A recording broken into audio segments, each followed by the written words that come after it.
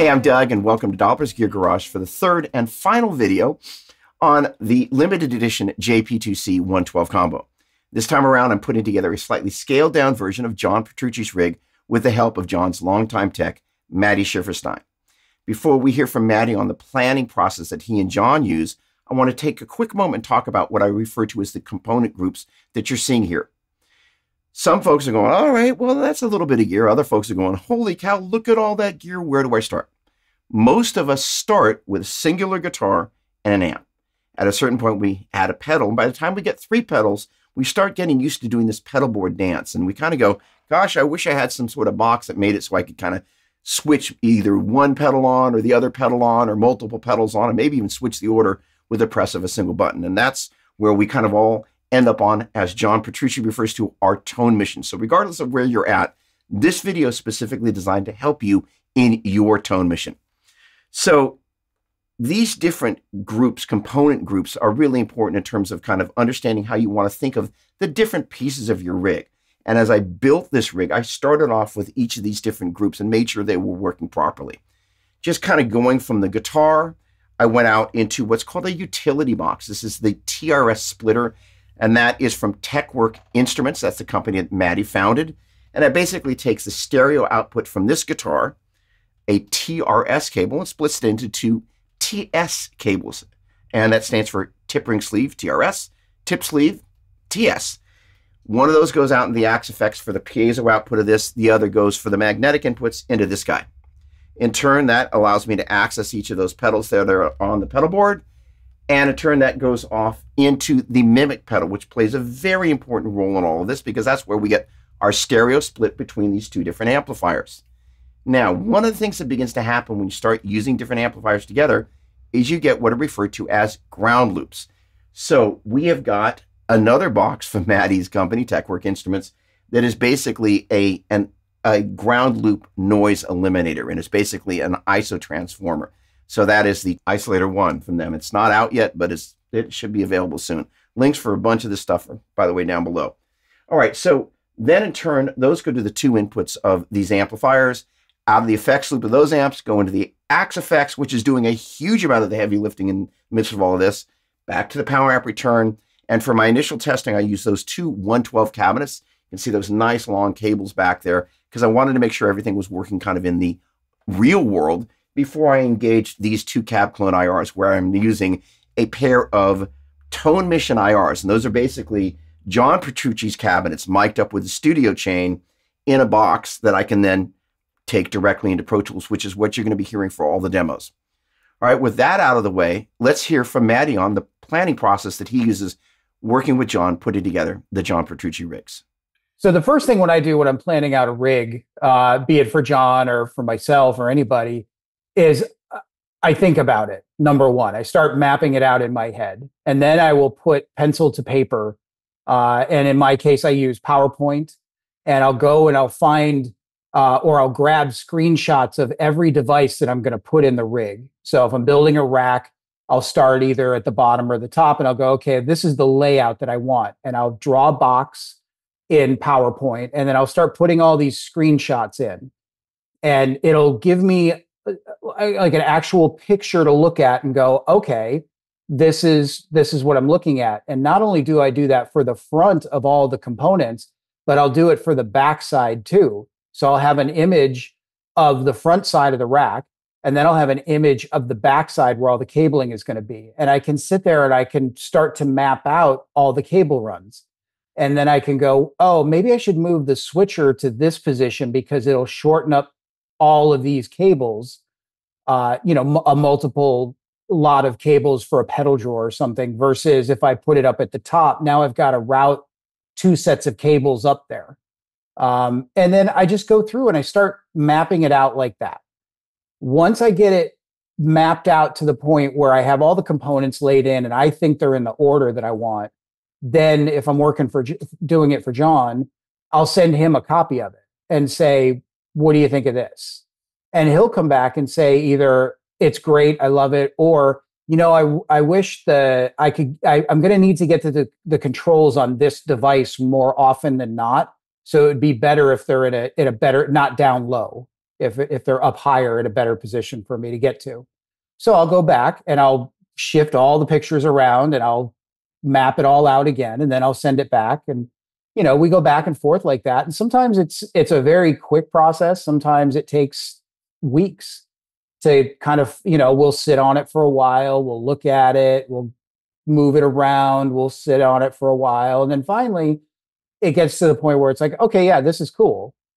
And then I'll start making a list of all the parts. So every connector, every inch of cabling, every DC power jack, every XLR connector, speak-on connector, 1/4 inch, right angle, straight, XLR connector, anything that I need, I start making a list, a shopping list for. And then that way I can go through and I can even mark off on the drawings every connection and make sure that I'm ordering enough parts. Because the worst thing to do, and this has happened to me before, is you think, oh, I only need 36 right angle 1/4 inch connectors. And you get the 36, you blow through them and you're like, oh, I'm 6 short. How did I do that? And now you're delayed by a few days because you have to order the parts and wait for them to come in. So you lose your momentum in the build. So that's essentially how I start putting a rig together. Is I think about it, then I jot it out on paper, and then once I have the shopping list, I move forward with the physical thing.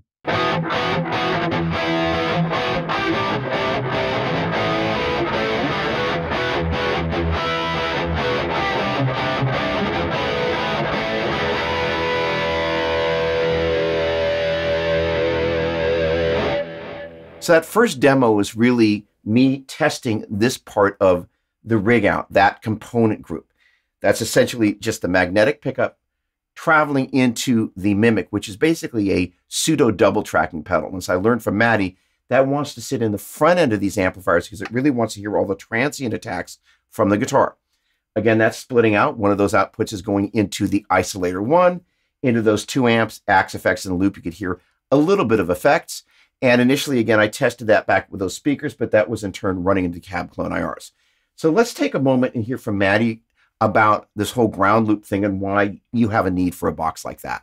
Ground loops are everybody's favorite thing and worst enemy all at once. They can be super easy to fix. They can be really tricky to fix, depending on the complexity of your rig. Most of the time, you'll get a ground loop when you're trying to run 2 amps in stereo or 2 amps independently in mono. In John's case with his rig, everything is you could think of it as stereo. There's a left side and a right side. It's technically dual mono because each amplifier is acting as its own tone source and power source. And then the effects are split up in between.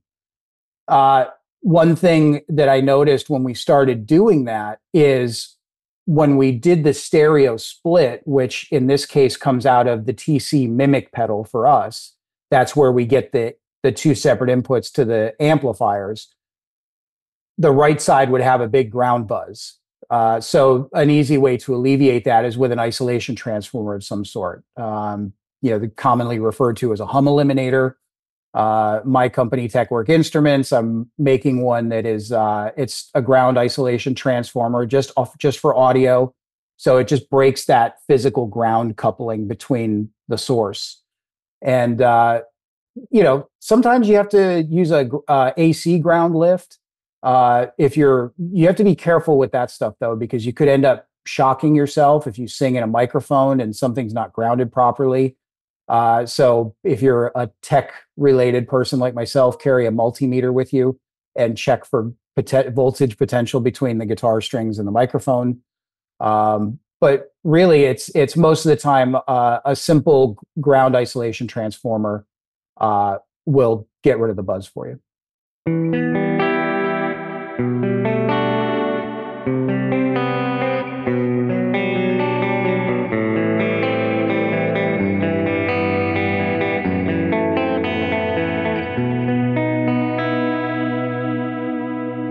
So that was the last demo I did, kind of making sure that this component group was working properly. The Mimic was off and all the effects you heard were out of the Axe effects. Now, when you start connecting this much gear, you start to add up a lot of cable and that can affect your tone. So you need to start using buffers. There's a buffer in the PBC6X, and there's also a buffer in a very surprising place in this rig that Maddi's going to tell you about. The great thing about all of John's signature guitars, starting back in 2013 with the release of the JP13 model, is they installed a buffer into the guitar. And the reason we asked for that is we used really long cables at the time. This is before John went back to wireless. And you could hear the cable drag behind him. You'd hear this kind of wispy noise, and it would be microphonic. If you flipped the cable and it slapped the stage, you'd hear it click. So one way to do that is to get rid of that sound is to put a buffer in line. So the guys at Music Man created a buffer circuit that is internal in the guitar, and you can run as long a cable as you like, and you won't have any of that noise issue, or even you won't lose any high end, which is what a buffer also does. Is it gets back your high end that you lose down the cable. So an exceptionally long cable is going to suck off a little bit of the high end of the signal.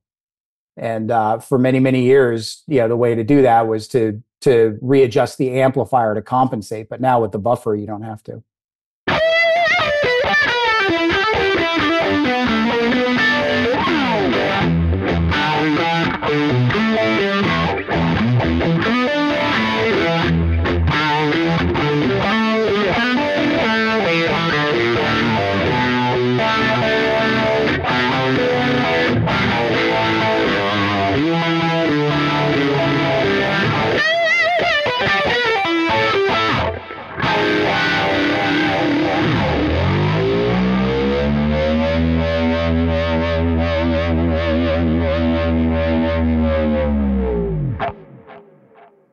So for that one, I was using the Phase 90, and I've integrated this component group now.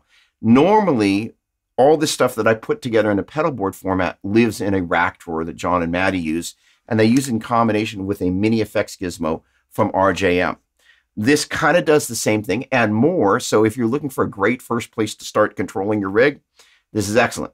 All right, so that is to say the PBC6X. In any case, as soon as you start adding more components to the rig, you realize that one cable going down can just sink the whole ship, which again, which is why I put together component groups and add them together. So using the right cables and the right connectors really begins to become very important when you start trying to space pedals together, and never seems like there's enough real estate. You know what I'm talking about. So I wanted to hear from Maddi which cables and connectors he uses. When I'm building a rig and I'm putting the parts list together, I predominantly use Mogami cable. That's what I've always used. It's what John's always used. Way back when Mark Snyder, his original tech, was putting the rigs together, he used Mogami. So we've never strayed away from it.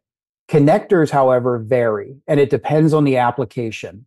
I'll use Neutrik connectors if it's a patch panel or a loom where it's going to get plugged and unplugged, because the Neutrik connectors are very robust. They're easy to color code with color-coded boots. When you put them together, they're easy to put together. And they're just, for me, they're very robust for that particular thing. But they're also a little bigger than, say, a Switchcraft or a square plug connector. So pedal drawers, I'll use square plug right angle connectors. They seem to be really well made. I've had good luck with those so far. I'll use Switchcraft straight connectors for internal connections. So anything sending to and from an effects switcher or a mixer or the effects loop plugs, anything like that. And then speaker connectors, it just depends. I use heavy duty speaker cable, 10 gauge wire, which is way overkill for what you really need. But I figure as my speaker looms are about 50 feet long, the bigger the cable, the less resistance you're going to have and the less issue you're going to have with the sound getting from the amp to the cabinet. So it's, imagine like a faucet. If you only open it up a little bit, you just get a little bit of water. But if you open it up all the way, you get the full thing. So yeah, connectors, it's a mix between square plug, Switchcraft, Neutrik, and then cable is predominantly Mogami. And since we're all the way down in the weeds, is there a particular brand of solder you prefer, as well as a particular soldering gun you like to use? For soldering irons, I like to use Heiko soldering irons, specifically the FX 951. It's cool because it's got adjustable temperature and with new components. So like if you're working inside a guitar, a newer guitar, or any sort of circuit board related material, they're generally using lead-free solder, which takes a hotter, which needs a hotter melting point. So the Heiko is cool because you can adjust it up for lead-free. You can adjust it back down for leaded solder, which, you know, I still like to use leaded solder because I have a bunch of it in stock. You can change the tips out, and it's also got a cool thing when you put the handle back in the cradle, it'll put the tip on standby. So like putting your tube amp on standby, it'll put the tip on standby and cool it down. But as soon as you pick it up, it takes about 5 seconds to get back up to full temperature. So it's a really great unit. I've got a bunch of them at home, at work, on the road. They're everywhere. So this demo is specifically for any of you that have never used a loop switcher. And basically, I've programmed the PBC6X so I can hit a button, one loop turns on, and then I can turn that loop off if I want to by hitting the same button. I could use multiple pedals at the same time by depressing multiple switches, but in this particular case, I'm just going to go through the order of these pedals so you can hear them one at a time in terms of how they're impacting the tone and see how easy it is to use this setup. The first sound you're going to hear is with no pedals on at all.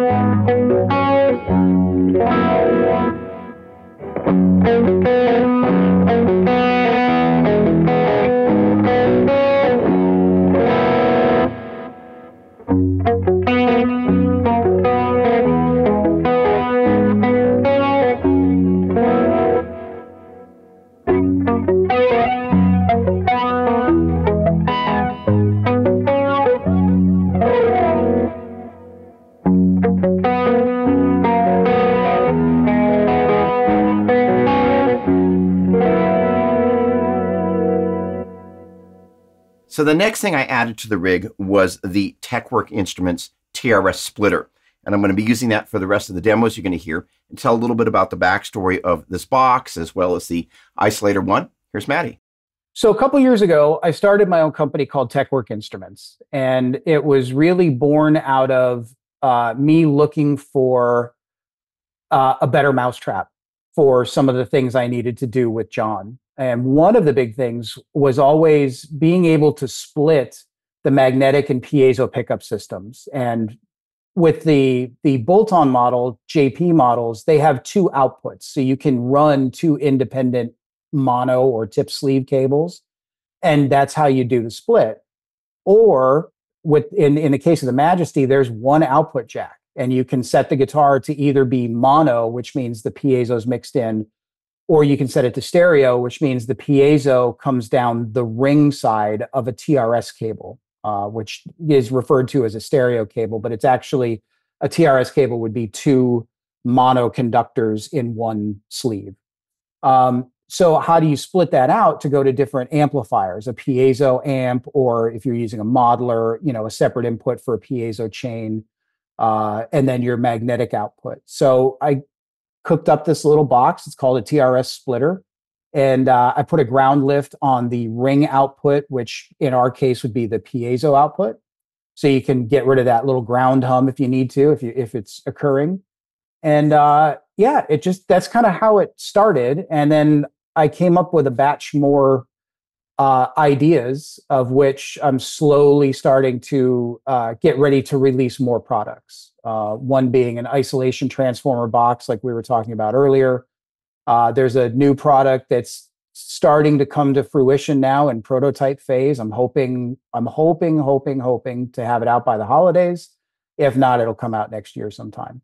And I think that'll be a really cool device. But really, it all started just because I couldn't find anything on the market that was readily available, that was easy to use and robust, meaning you could throw it off the top of a building, let it hit the ground, plug it in, and it's going to work. And for a tech like me who's on the road, that's what needs to happen every day. It has to work without fail.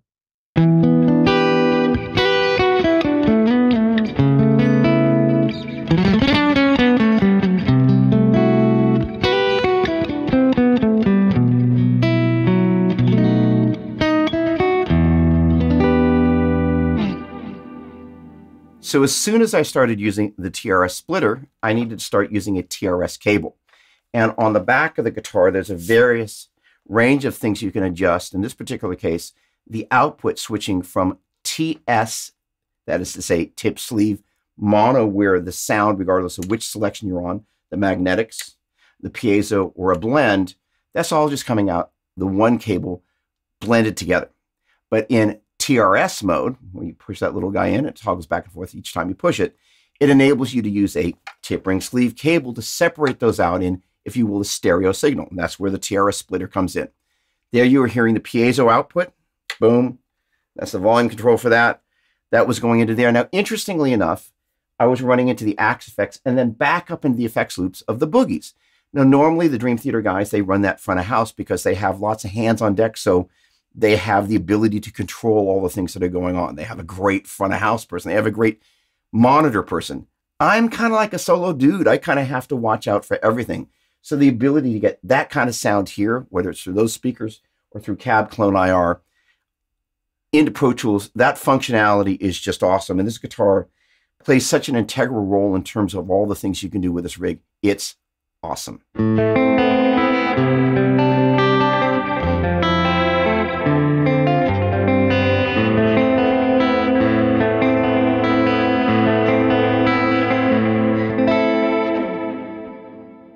So there you heard a blend of the magnetic and the piezo outputs. This time around, what I'm going to do is I'm going to start off with a blend, go to just the piezo, then the magnetics. By the way, this little toggle here toggles between the bridge, both pickups, and neck pickup. And as I recall, for that demo, I was using both pickups. So that, again, is going to go from the blend to the piezo to the magnetic pickups, and then finish up with the blend.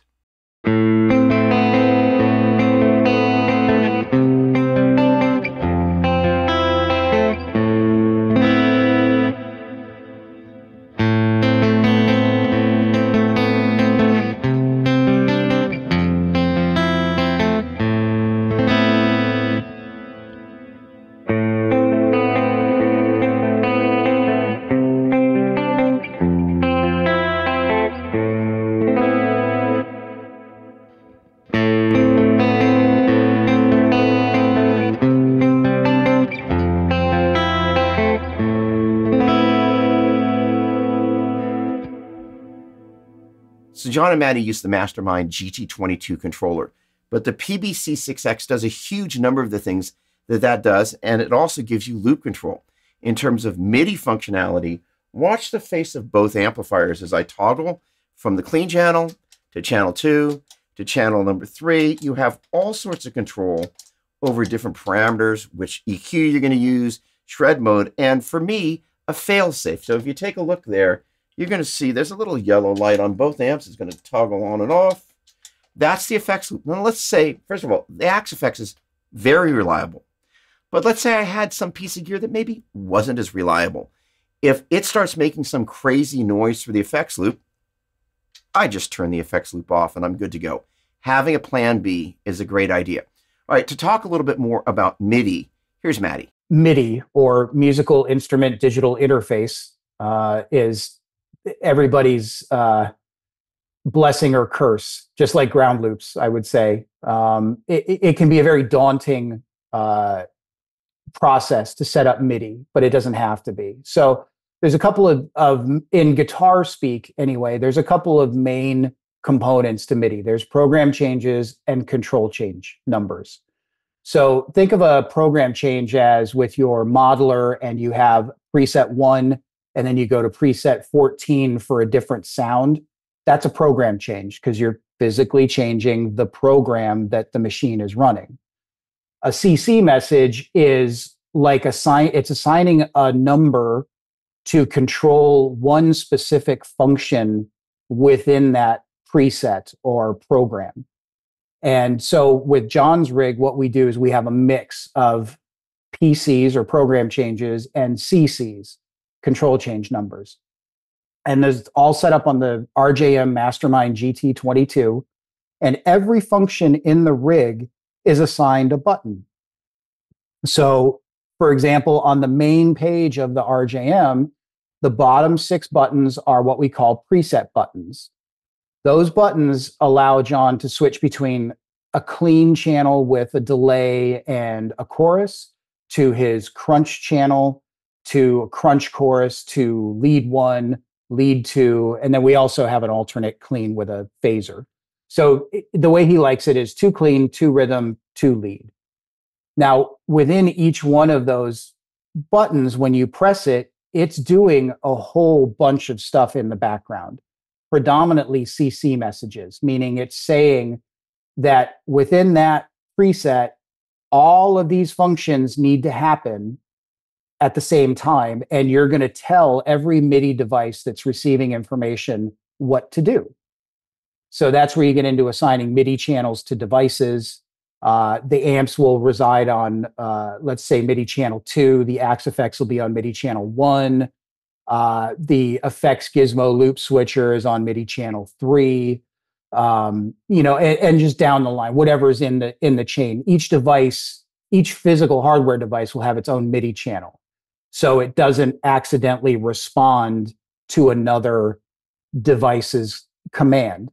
And that's where the CCs get tricky, because you can have the same CC number set up on multiple devices, and if they're on the same MIDI channel, they're going to compete and react. But if they're on separate MIDI channels, that hardware device, like the JP2C amplifier, for example, will only react to messages on MIDI channel 2. So if it sees something on MIDI channel 3, it won't do anything. So it can get very complex and very deep. And in the case of a John Petrucci rig, there's a lot going on. There's a lot of functionality built in. So it gets to be 4, 5, even 6 page layers deep of buttons that when you're building those individual presets, like the crunch preset, for example, it tells the amps you need to be on channel 2, EQ 1, and anything else is shut off, as far as like the Axe effects or actually it doesn't even send out messages to the Axe effects in that instance. But then if we go to crunch or lead 1, for example, now it's telling the amps they need to be on channel 3, EQ number 2. The Axe effects needs to turn on delay block 1, channel B. And I think that was it for that lead channel. And then for clean 1, which is the clean chorus delay, amp needs to go to channel 1, no EQ. The compressor pedal needs to be turned on. The Axe effects needs to turn on a chorus block, channel A, and it needs to turn on the clean delay block, which is delay 2, channel C. So every one of those little functions I just described has a number assigned to it.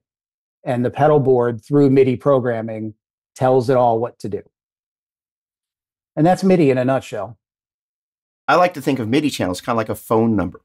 I didn't want my mom to get my calls when I was a kid, and I certainly didn't want to get hers. So the idea is I try and have separate MIDI channels for things in the flow of my signal chain. Makes it really easy to track them in real time. The first thing that I go into that's got MIDI is PBC66, MIDI channel 1.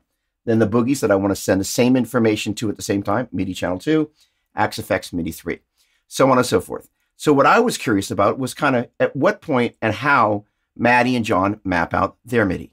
So just like in the beginning, when I was talking about how I go about designing a rig from the ground up, the MIDI programming is very much the same. So instead of using PowerPoint, I'll use an Excel spreadsheet. And I make a column of devices. And then I make a column of MIDI channels. And then I make a column of CC messages assigned to each one of those devices. And as you get into something like the Axe effects, where we're running multiple delay blocks on multiple channels, modulation blocks, pitch blocks, reverbs, all of that type of time-based effects stuff, it gets pretty deep and pretty extreme with the number of messages assigned to those different things. So I put it all on a spreadsheet, and then that gives me the roadmap to start building all of the programming. Because if you have to sit there and keep going, what CC number is the modulation block assigned to in the Axe effects? And you have to go into the setup menu and find it, and then you have to go program it in. And then 20 minutes later, you're doing another preset with a chorus and you can't remember what that number was. You have to go back in again. So it's just a big time suck. So if you map it all out first on paper and you have it like a big cheat sheet, then you can, then it's easy to map out after the fact.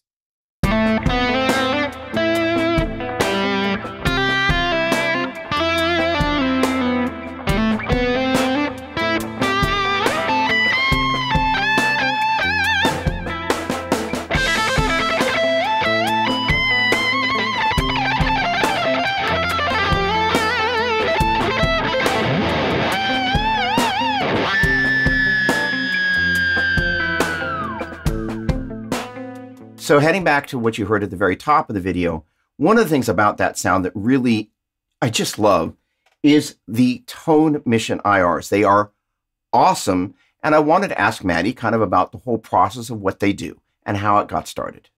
The Tone Mission IRs started because we had done a project with Neural DSP, and we had made a plugin for John Petrucci. And within that plugin, they have a cab block. And we said, well, we want to make our own IRs for it. We don't want anybody from the outside to do it. We want to do it ourselves. So Jimmy T, our engineer, learned how to make IRs.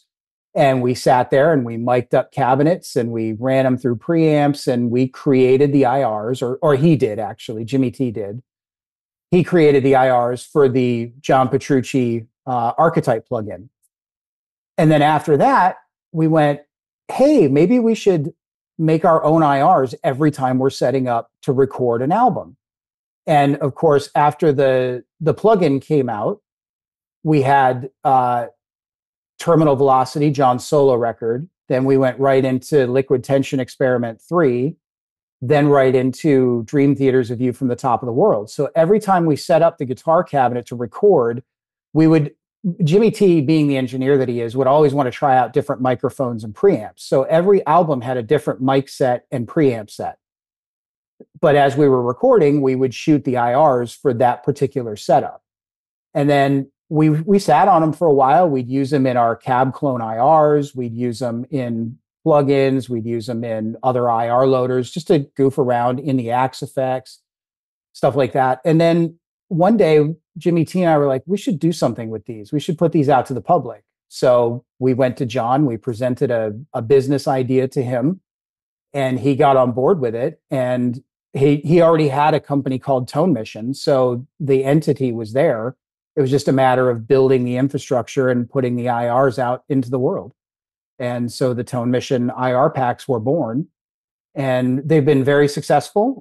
We've had a lot of great feedback from people using them.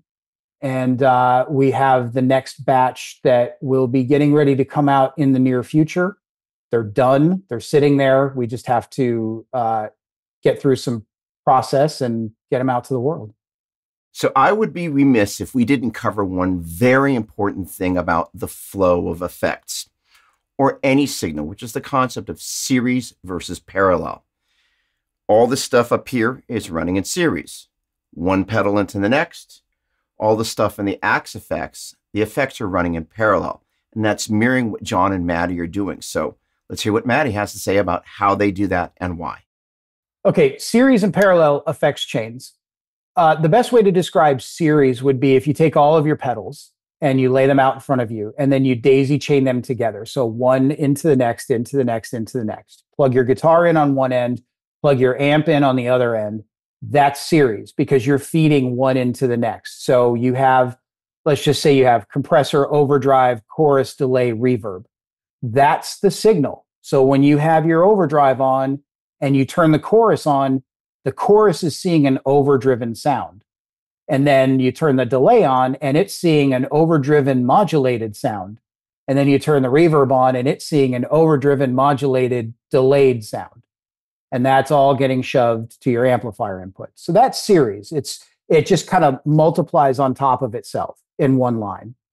Parallel would be is if you had, say you split your guitar signal. So your guitar goes into a Y splitter. One side goes right into the amplifier input. That's your dry sound. And then the other side goes to your pedals, or just say a delay pedal. And then that delay pedal goes into either a second amplifier or the effects return of your amp. Now you're running in parallel because you have two separate signal paths running together. So they're not feeding into each other, they're running in parallel with each other. And that's the best way to describe a parallel system. And it works really well for delay stuff. The old wet, dry, wet setup that if you're a Van Halen fan like I am, that's what Eddie used to do. He had a center dry cabinet, and then the outside left and right cabinets were delays, reverbs, harmonizers, whatever he was using. But you always had that center dry, and then the effects were running in parallel with that to make one big sound. So one of the other issues when you're playing with high gain amps is how you control the noise. Now, early on, I mentioned that the Axe FX3 is doing a huge amount of the heavy lifting here. The noise gates in the Axe FX are amazing. And in that last demo you saw a minute ago, I'm up here at the top of the neck and I move down to the bottom of the neck. And you notice I don't turn the volume off on the guitar, which normally means you're going to get just a bunch of unsavory noise. Instead, I've got the gate set in such a way I can lift up off the strings as long as I don't kind of trigger the gate with a slide. All you hear is the effects and none of the noise that you get when you're using high gain. John Petrucci has a different approach for how he handles that. So let's hear from Maddi. So the volume pedal in John's rig is essentially a noise gate. We don't use any hardware noise gates for anything. If John wants to turn the sound down, he just turns the volume pedal down. When it's wide open, yeah, you're going to get a little bit of that gain hiss and just a little bit of hum because it's a high gain amp, but it's not anything that we would need an actual clamp down noise gate for. The other thing that we can do with the volume pedal is, because of the way we're using it as an expression pedal, we can use it to do volume swells with a delay. So John does these things, we call it a swells delay.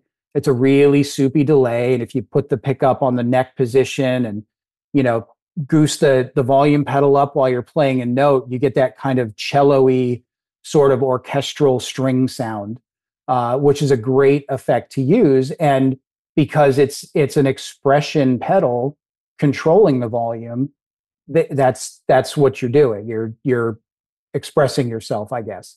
And the way what we're using to control the volume is a volume block in the Axe FX. So the volume block is seeing a MIDI message from the volume pedal, which is routed through the Mastermind foot controller.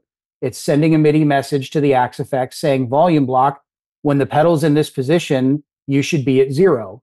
And as the pedal moves up the slope, you'll top out at 127. So 0 to 127 is what they call a MIDI continuous control change message. 0 to 127 is your range. So as you move that pedal through the sweep, the volume will increase and decrease accordingly. And that's how we use the volume pedal. I want to take a moment to thank all the manufacturers that supported this video. And thank you for watching, and I look forward to seeing you in the next video.